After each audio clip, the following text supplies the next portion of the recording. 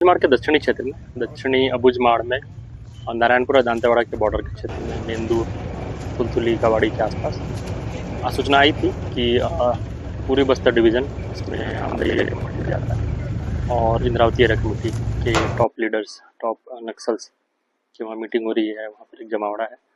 इस सूचना पे सर्चिंग गश्त पे टीम्स निकली थी अलग अलग जगह से। दांतेवाड़ा डीआरजी थी, नारायणपुर डीआरजी थी, एसटीएफ, सारी टीम्स निकली थी 2 दिन पहले। और कल दोपहर से लगातार और ज़बरदस्त फायरिंग हुई है, एक्सचेंज ऑफ फायर हुआ है, मुठभेड़ हुआ है। देर रात तक मुठभेड़ जारी रही, सुबह भी सर्चिंग किया गया और अभी तक फाइनल अपडेट ये है कि कुल 31 नक्सलियों की बॉडी रिकवर हुई है, डेड बॉडी रिकवर हुई है। भारी मात्रा में हथियार रिकवर हुए हैं और भारी मात्रा में हथियार रिकवर हुए हैं, जिसमें company number 6 Indravati area committee, Amdai area committee, east Bastar division के नक्सल लीडर्स, टॉप लीडर्स के होने की संभावना है। सर, इसमें कितने पुरुष माओवादी, कितने महिला माओवादी और कितने की इनामी, ऐसा कुछ जो है शिनाख्ती और आंकड़ा जो है ये स्पष्ट? तो आंकड़ा में पहला आंकड़ा ही 31 है, जहाँ तक हथियारों का है बड़ी संख्या है।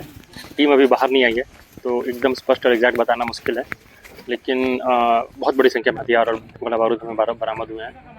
इनामी नक्सलियों का जैसे अभी कुछ दिनों पहले भी एक ऑपरेशन हुआ था जिसमें एक एसजेडसीएम हमने फरियादी में मारा था 25 लाख का। एसजेडसीएम का रैंक जनरली 25 लाख का होता है। इस क्षेत्र में भी इंट था 2 एसजेडसीएम का। शिनाख्ती अभी हम कर रहे हैं, कंफर्म करके बताएंगे। अभी तक वो शिनाख्ती कंफर्मेशन नहीं आया है, लेकिन यहाँ पर भी 2 एसजेडसीएम के होने की इंटेलिजेंस थी और अभी तक बॉडीज वापस नहीं आई है, टीम्स वापस नहीं आई है। जब वापस आएंगे तो करेंगे। वो एसजेडसीएम 25 लाख के इनामी होते हैं। बाकी जिस तरह से हथियार मिले हैं बड़ी संख्या में डीवीसीएम और एसजेडसीएम रैंक के लोग हो सकते हैं। डीवीसीएम का इनाम 8 लाख के ऊपर होता है और एसजेडसीएम का 25 लाख होता है। सर, कौन कौन से हथियार वहां से बरामद किए गए हैं और किस तरीके से जो है वो हथियार नक्सलियों तक पहुंचते हैं? तो AK-47 है, AK-47 की UBGL है, LMG है, SLR है, इंसास है, 303 है। इसमें से कुछ 3-4 भी हैं और इसके अलावा 315 है, 12 बोर है, अन्य हथियार है, BGL लॉन्चर है। भारी मात्रा में हथियार मिले हमें, बड़ी जमावट थी। और हथियार पहुंचते कैसे हैं? 2-3 जरिए हैं।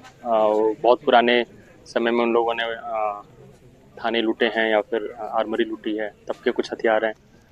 मुठभेड़ में जब हमें शहादत देनी पड़ी है तब के हथियार हैं। और कुछ ये जैसे BGL वगैरह ये खुद भी बना लेते हैं, उसके लोग रखे हैं। वहाँ के हथियार है, बाकी डिटेल बताएंगे। सर, जो मुठभेड़ इलाका है वो भौगोलिक दृष्टिकोण से किस तरीके का है?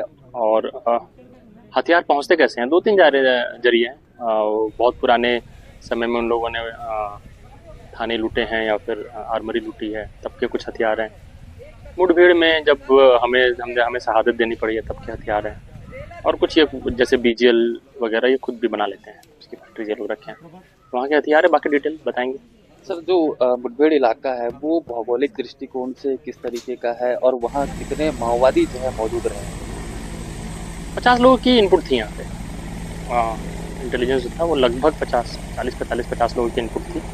31 की बॉडी रिकवर हुई है।